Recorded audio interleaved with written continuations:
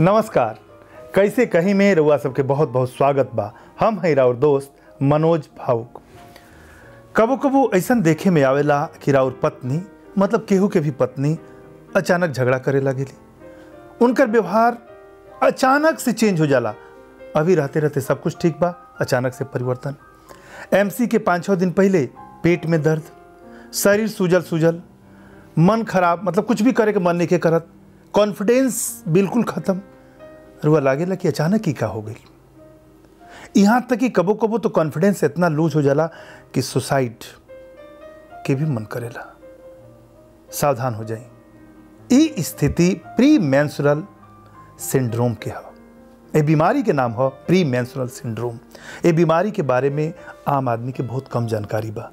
और ये मान लेला कि कोनो बाहर के प्रॉब्लम बा जौना के चलते पत्नी के व्यवहार में परिवर्तन आइल बा। कुछ और बात बा, तरह तरह के शक शुरू हो जाला। ऐसे घर में विवाद होला, कलह होला, झगड़ा होला। लेकिन एक बीमारी बा, ये बीमारी के नाम है प्री मेंस्ट्रुअल सिंड्रोम। एक जानकारी जरूरी बा। यही से आज कैसे कहीं में बातचीत के विषय बा प्री मेंस्ट्रुअल सिंड्रोम के लक्षण, समस्या के इलाज। आई पर विस्तार से बातचीत करे खातिर हमनी के साथे बानी डॉक्टर सुप्रिया अवस्थी। डॉक्टर सुप्रिया, बहुत बहुत स्वागत बा। का है बीमारी? ये एक बहुत ही कॉमन बीमारी है। बीमारी तो नहीं, एक सिंड्रोम है जो एक कलेक्शन ऑफ यानी एक सेट ऑफ सिम्टम्स है। डिजीज़ नहीं है, कोई बीमारी नहीं है, ये सारा साइकोलॉजिकल है। लेकिन इस समय क्या होता है, ये तो हम आम में जानते हैं कि 2 मेन हार्मोन्स होते हैं फीमेल बॉडी में। एक होता है ईस्ट्रोजन, एक होता है प्रोजेस्टेरॉन। तो दोनों का बैलेंस रिक्वायर्ड है एक नॉर्मल फंक्शनिंग के लिए, एक हम आम तरीके से जो फीमेल्स काम करें उसके लिए। और ये जो हार्मोन्स हैं इनका बैलेंस आपके मूड और आपके मन में, जब मन कैसा रहता है, जैसे हम पूछते हैं मन कैसा है, बिना कभी रीज़न के हमारा मन उदास हो जाता है। कोई रीज़न नहीं है, कोई इसकी वजह नहीं है, फिर भी आप उदास फील करते हैं। तो उसमें क्या होता है, जनरली आपके हार्मोन्स जो हैं वो काम कर रहे होते हैं। तो ये 2 हार्मोन्स जो हैं प्रोजेस्टेरॉन और ईस्ट्रोजन, ये दोनों एक तरीके से एक जो महिला है उनका एक मूड जो है, मन जो है, उसको भी रेगुलेट करते हैं या मतलब चलाते हैं।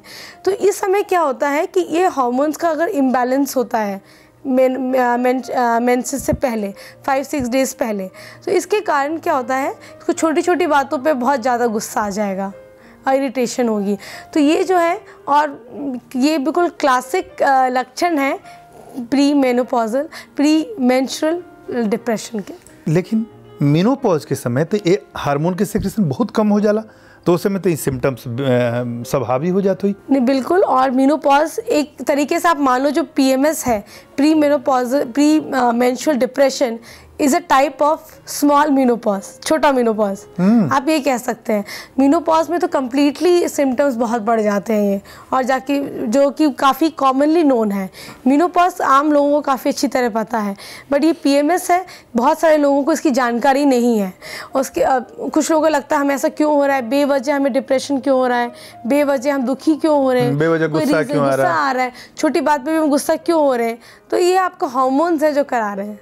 अमूनन जैसे मेनोपॉज की अवस्था पर 45 साल, 50 साल, 55 साल ये बीमारी जो पीएमएस के बात करता नहीं, एक कौना एज में एक रिस्क या चांस ज़्यादा रहेला?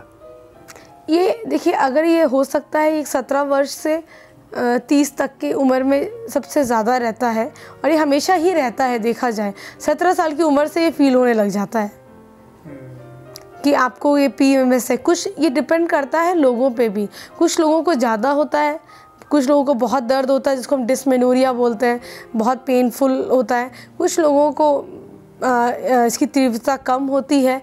तो ये बहुत ज़्यादा पर्सन टू पर्सन भी फ़र्क होता है इसका। अच्छा, मेनोपॉज के कंडीशन में चूँकि एस्ट्रोजन दोनों जगह होता है, इससे हम थोड़ा सा कंपैरेटिव बात करता नहीं, वहाँ एचआरटी के बात होला, हार्मोन रिप्लेसमेंट थेरेपी के बात होला। तो का कहीं अगर ऐसा बीमारी बा तो यहाँ पर भी एचआरटी के बात होला? देखिए, एचआरटी चूँकि इतनी यंग एज में बीमारी है तो इसके और भी तरीके हैं इसके ट्रीटमेंट के। जैसे कि एक्सरसाइजेस एक बहुत इंपॉर्टेंट ट्रीटमेंट है, specially cardio exercises, cardiovascular exercises, जैसे जिसमें आपको जॉगिंग आ गया, स्विमिंग आ गया, हॉर्स राइडिंग आ गया, जिसमें आपके लंग्स काम करें, आपका हार्ट काम करे। इससे क्या होता है, एक हार्मोन होता है सेरोटोनिन, या एंडोर्फिन्स, एनकेफेलिन्स, इसको हम बोलते हैं मूड एनहांसिंग हार्मोन्स, जिससे आपका मूड अच्छा होता है। आप 1 किलोमीटर दौड़ के आइए रनिंग कर तो कैसा लगेगा आपको? आपको कुछ याद नहीं आएगा, कोई आपकी परेशानी याद नहीं आएगी। जो हार्मोन्स रुआ बताइनी है कि मैं सुबह जॉगिंग कैला से या एक्सरसाइज कैला से ऑटोमेटिक शरीर में ए ढंग के हार्मोन जैसे सेरोटोनिन या और दूगो एंड्रो कुछ नाम बतनी हम जो हार्मोन्स शरीर में उत्पन्न होला और उससे एगो प्लीजर महसूस होला, एगो मूड बदलेला, एगो खुशनुमा रहेला, टेंशन कम होला। आदमी के पास एक्सरसाइज करे के फुर्सत नहीं है, सभी बिजी बा, कुछ लोग आलस के चलते, तो लोग चाहेला कि कुछ शॉर्टकट मेथड अपनाई। तो क्या ये सब हार्मोन्स के कैप्सूल या टैबलेट या इंजेक्शन नहीं अवेलेबल? देखिए, वैसे अगर आप साइकियाट्रिस्ट के पास जाएं तो ऐसी दवाइयां हैं, मूड एनहांसिंग हार्मोन्स हैं, मूड एनहांसिंग मेडिसिन है जिससे आपका मूड ठीक हो जाए, मूड स्टेबलाइजिंग ड्रग्स हैं जिससे आपका मन अच्छा हो, आप मन अच्छा महसूस करें। लेकिन इनके साथ एक परेशानी ये है कि ये एडिक्टिव हो जाते हैं। एडिक्टिव जैसे कि पेशेंट को आदत हो जाती है, उसके बिना उसको डिप्रेशन होगा, उसके बिना उसको लगेगा मेरा जीवन में कुछ नहीं है, तो क्या हो गया, वो ड्रग पे डिपेंडेंट हो गया। लेकिन एक्सरसाइज एक ऐसी चीज़ है जो कि नेचुरल बॉडी को, आपका जो नेचुरल सिस्टम है उसको यूज़ कर रही है, बाहर की कोई चीज़ आप नहीं डाल रहे हैं और आप डिपेंडेंट नहीं हो रहे हैं। तो ये जो दवाइयाँ हैं इसमें बहुत ज़्यादा चांसेस हैं कि आप एडिक्टिव हो जाए, इसकी एडिक्शन लग जाए आपको। चलिए, अच्छा, हम तो सोचने हैं कि केहू के घर अगर बहुत झगड़ा होते होके तो कुछ ऐसा टैबलेट लेके जाओ और मूड ठीक करे। हमने बातचीत के आगे बढ़ाए। अभी वक्त एगो छोटा ब्रेक हो गई बा। ब्रेक के बाद ऐसा जो सिम्टम्स बा, this is the group of symptoms जना कि हमने के सिंड्रोम कहता नहीं जा, वो लक्षण के कैसे ठीक कल जाओ, कैसे वो बीमारी के ठीक कल जाए पर बात हुई बनल है।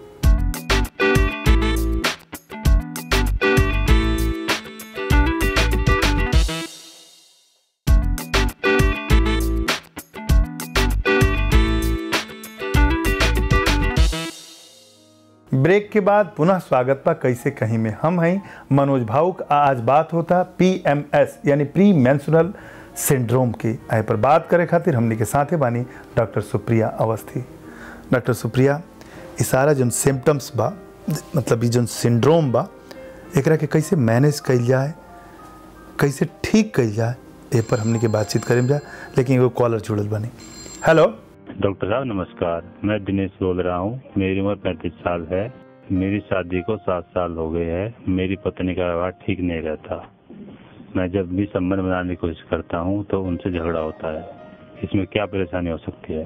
देखिए, आप पहले इस बात का ध्यान रखें कि जब आप कि उनको गुस्सा किस समय दौरान ज़्यादा आता है। क्या उनको मेंस्ट्रुअल साइकिल से 4-5 दिन पहले ज़्यादा गुस्सा आता है, उसके बाद वो शांत हो जाती हैं, यार ये हमेशा का एक फीचर है? ये चीज़ ध्यान में रखना बहुत ज़्यादा ज़रूरी है। अगर उन 4-5 दिनों में उनको परेशानी होती है तो फिर आप सोच सकते हैं कि उनको प्री मेंस्ट्रुअल सिंड्रोम है। लेकिन उनको अगर हमेशा रहती है तो शायद कुछ और बात है और आपको एक कंसल्टेंट को देखना चाहिए। अगर उनको PMS है तो कोशिश करें उनको रेगुलर एक्सरसाइज और जैसे जॉगिंग, वॉकिंग हो गया, रनिंग हो गया, स्विमिंग हो गया, इस तरह की एक्सरसाइजेस करें। वो अपने प्रोटीन पे ध्यान दें, न्यूट्रिशन पे ध्यान दें, ताकि उनको आगे ये परेशानी ना हो। तो इसमें अच्छा रहेगा अगर आप एक्सपर्ट से सलाह लें और आगे उनके बारे में सोचें, आपको आगे परेशानी इस बात से नहीं होगी। और का कारण हो सकेला जौना के वजह से रिलेशनशिप बनावे के लेके झगड़ा होतो के, या डिज़ायर कम होतो के, या पत्नी की इच्छा ना करत हो के, का कारण हो सकेला? देखिए, कारण तो बहुत सारे हो सकते हैं, जो कि मतलब आई थिंक 100 कारण हो सकते हैं इसके लिए।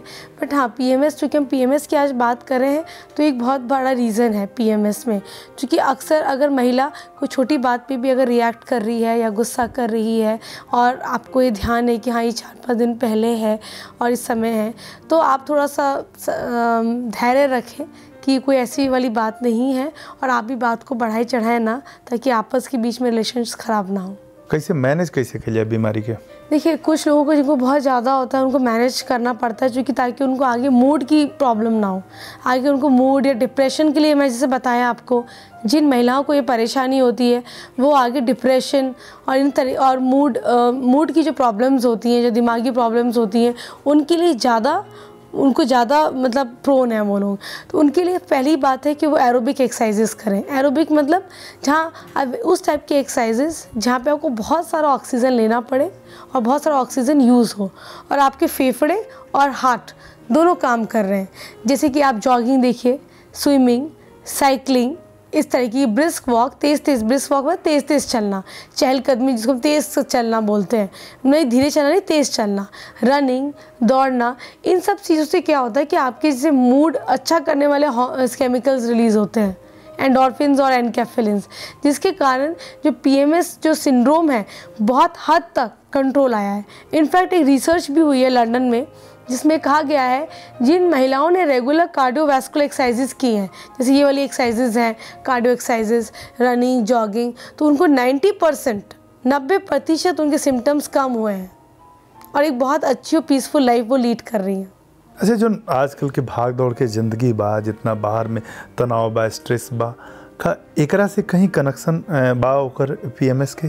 जी हाँ, अगर आप देखेंगे जो वर्किंग फीमेल्स हैं, जो हाइपर फीमेल्स हैं, जो बहुत ज़्यादा स्ट्रेस में रहती हैं, इवन जो हाउसवाइफ्स हैं, एक टेंशन लेना एक आपकी वो है, आपका एक निजी नेचर है, ये आपका उस पर नहीं। कुछ लोग इतना काम करते हैं उनको कुछ नहीं होता है, कुछ लोग थोड़े से काम की भी बहुत टेंशन ले लेते हैं, तो आपका एक निजी व्यवहार है ये।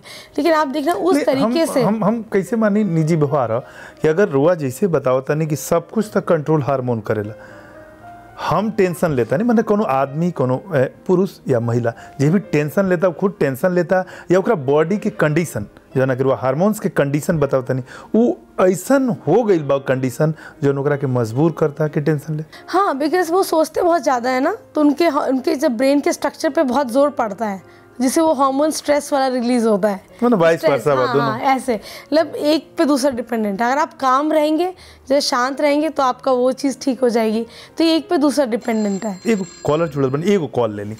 हेलो, नमस्कार डॉक्टर साहब, मैं सुनंदा बोल रही हूँ और मेरी 17 साल की बेटी है। अक्सर एमसी से पहले उसका व्यवहार काफ़ी चिड़चिड़ा हो जाता है, इसका क्या कारण हो सकता है डॉक्टर साहब? देखिए, ये जो आपने परेशानी बताई है कि आपकी बेटी 17 साल की है, तो ये आम इसी उम्र में शुरू होती है। और जो ये परेशानी बता रही हैं कि एमसी के 5-6 दिन पहले उनको इरिटेशन और डिप्रेशन, ये बिल्कुल सही समय है जब वो अपनी बेटी का ध्यान रख सकती हैं।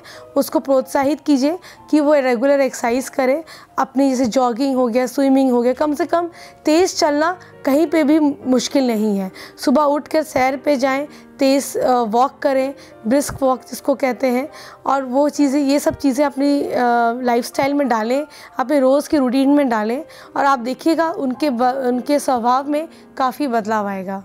एकर मतलब ये भइल कि ये समस्या यंग एज में भी हो सकेला? जी हाँ, और यंग एज में अक्सर होती है, कि शुरुआत जो होती है वो एक यंग एज में ही होती है, लेकिन तब लोगों को पता नहीं चलता है। तो जब ये बढ़ जाती है तब लोगों को पता चलता है, बट मेरे ख्याल से तो अक्सर महिलाओं को पता ही नहीं होता है, और ना ही उनके साथ रहने वाले लोगों को। तो बहुत ज़रूरी है कि महिलाएं और उनके साथ जो लोग रह रहे हैं उनको इस चीज़ की जानकारी हो, ताकि जब उनको ज़रूरत पड़े किसी मदद की तो वो कर पाएँ। अच्छा, ऐसा हूँ चिड़चिड़ापन के तो बहुत सारा कारण हो सकेला, लेकिन एमे ध्यान देवे वाली बात ये बा कि अगर एमसी के पहले होता 5 दिन 6 दिन पहले, तो हो सकेला संभावना बा कि पीएमएस हो गए। और एक समय नहीं, देखिए, अगर एक समय हो रहा बाकी 6-3 हफ्ते नहीं हो रहा तो नहीं, से रेगुलरली उसी समय हो रहा है, तब आप एक सोच सकते हैं कि हाँ मुझे यही परेशानी है। अच्छा, कितना, जैसे एमसी के पहले की बात करनी है तो कितना दिन तक होला? मान ली 6 दिन पहले, फिर एमसी अइला के बाद नॉर्मल हो जाला? हाँ, उसके बाद नॉर्मल हो जाता है। जो 5-6 दिन पहले होते हैं उसी समय होता है। अब फिर ओकरा बाद फिर एमसी आवे? आप अचानक देखेंगे कि इसको तो बहुत गुस्सा आ रहा था, उसके बाद तो बहुत बड़ा ठीक हो गई। हाँ, और वजन जो है, वजन 2-3 किलो बढ़ जाता है, सूजन की शिकायत रहती है। अक्सर महिलाएं बोलती हैं हमारी जो हाथ की रिंग है, हम सुबह उठते हैं तो हमारी उंगलियों में नहीं फंस रही है, तो लेकिन वो 2-3 दिन बाद ठीक हो जाती है। छोटे छोटे जोड़ों में दर्द, जैसे हाथों में दर्द, पाँव में दर्द, तो ये सब चीज़ें हैं, ये पीएमएस का ही एक पार्ट है, जो कि आपके 4-5 दिन पहले होता है। एक बार आपका मेंस्ट्रुअल साइकिल स्टार्ट हो जाए तो आपको कोई परेशानी नहीं होती है उसके बाद। चलिए, हम अलग अलग ही तक कम उम्र की बात करें, अलग अलग उम्र में कैसे करा के कंट्रोल कर जाए ऊपर भी बात करें, लेकिन अभी वक्त हो गया एक छोटा ब्रेक के। देखा था नहीं कि जो असामान्य व्यवहार बा ना, घर में बच्ची के होके या बड़ा लोग के होके, पत्नी के होके, केहू कोनो भी महिला के होता, तो पर गुस्सा के लिए जरूरत नहीं है। चिंता के लेके ज़रूरत बा कि आखिर होत काहे बा। एगो इशारा मिलल डॉक्टर सुप्रिया से कि अगर एमसी के पहले होता तो हो सकेला पीएमएस हो, एकर जांच कराई। ब्रेक के बाद हम और बात करम एकरा कंट्रोल के, एकरा इलाज के।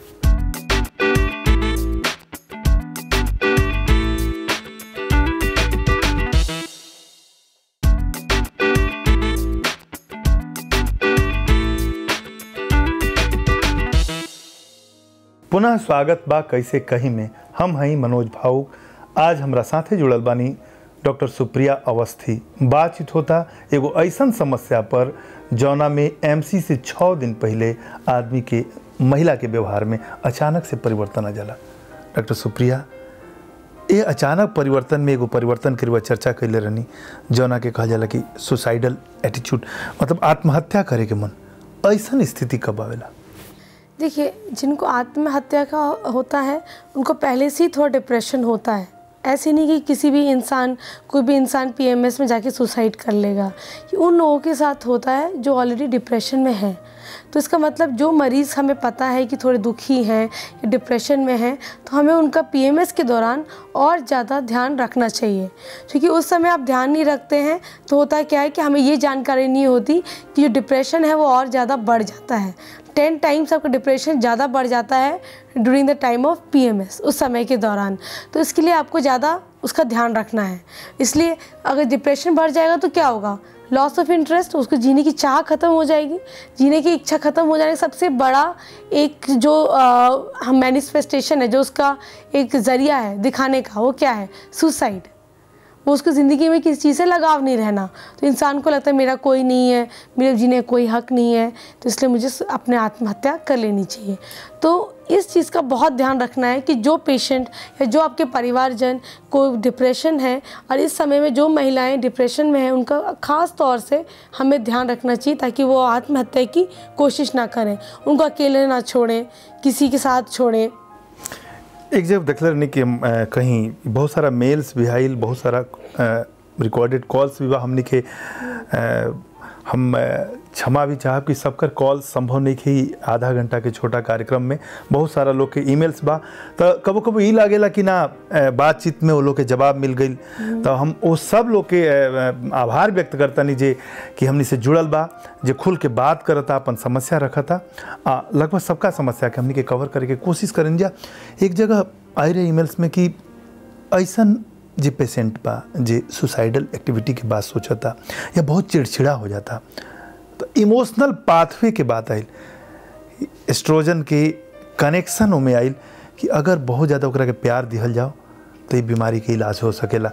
वो जो जादू की झपकी वाला बात है फिल्म में, जादू की झपकी का कहे, ऐसन कैसन व्यवहार, कैसे हस्बैंड के ऐसन वाइफ के साथ कैसे ट्रीट करे के चाहिए? हाँ, ये बहुत इंपॉर्टेंट कंपोनेंट है ट्रीटमेंट का। ये जो आपका पार्टनर है वो कैसा है, अगर वो अंडरस्टैंडिंग है, वो केयरिंग है, वो ध्यान रखता है कि हाँ मेरे पार्टनर को ये परेशानी है और इस समय ये परेशानी ज़्यादा बढ़ जाती है, तो इसका वो ख़ास तौर में ध्यान रखें कि अगर वो डिप्रेशन की उनके पेशेंट हैं तो इस समय में उनका ध्यान रखें। सेकेंडली, उनको मोटिवेट करें, प्रोत्साहित करें कि आप रेगुलर अपनी लाइफस्टाइल को बदलें, चेंज लाएँ, और उसमें एक्सरसाइजेज और कोई एक्टिविटी जो फिज़िकल एक्टिविटी हुई, जैसे मैंने आपको पहले बताया कि जॉगिंग हुआ, रनिंग हुआ, या कोई प्रकार की एक्सरसाइज हुई, या सुबह की सैर हुई, वो चीज़ ज़रूर अपनी लाइफस्टाइल में डालें।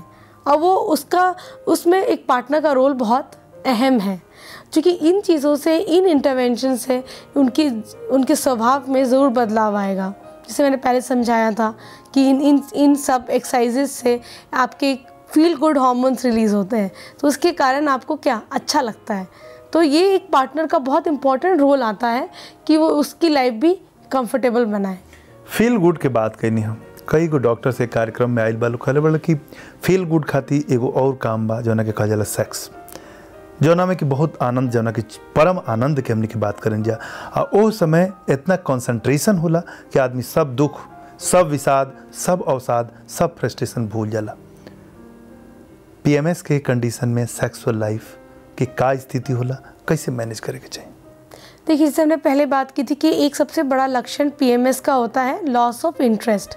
जो महिला है जिसको बहुत हाई इंटेंसिटी का, बहुत तीव्र नेचर का PMS होता है, उसको लॉस ऑफ इंटरेस्ट हो जाता है कोई भी एक्टिविटी में। तो ये भी हो सकता है कि उसका मन ना करे किसी एक्टिविटी में इन्वॉल्व होने का, किसी एक्टिविटी में पार्टिसिपेट करने का, जिससे अपने दूसरे पार्टनर को फ्रस्ट्रेशन हो सकती है। लेकिन अगर उसको ये बात पता है कि नहीं, ये एक नॉर्मल कोर्स है और मुझे थोड़ा सा सब्र और धैर्य से काम लेना चाहिए, समझना चाहिए और उसकी लाइफस्टाइल में बदलाव लाना चाहिए, तो शायद वो एक दूसरे को समझ के एक दूसरे की परेशानी में हल निकाल सकते हैं। लेकिन अगर जैसे हम बताने कि सेक्स से एगो प्लेजर मिलेला, एगो लाइफ हैप्पी होला, अगर वाइफ के डिज़ायर नहीं है तो वो डिज़ायर खातिर का कोनो मेडिकेशन दे के वो रिलेशनशिप बनावे के चाहिए, ताकि रिलेशनशिप से थोड़ा सा तो टेंशन, थोड़ा सा तो फ्रस्ट्रेशन कम हुई। नहीं, ये आपने ठीक पूछा, लेकिन जैसे भी हमने पहले ही बात की कि मेडिसिन से क्या होता है कि आपको एडिक्शन होती है, आप उस मेडिसिन पे डिपेंडेंट होते हैं।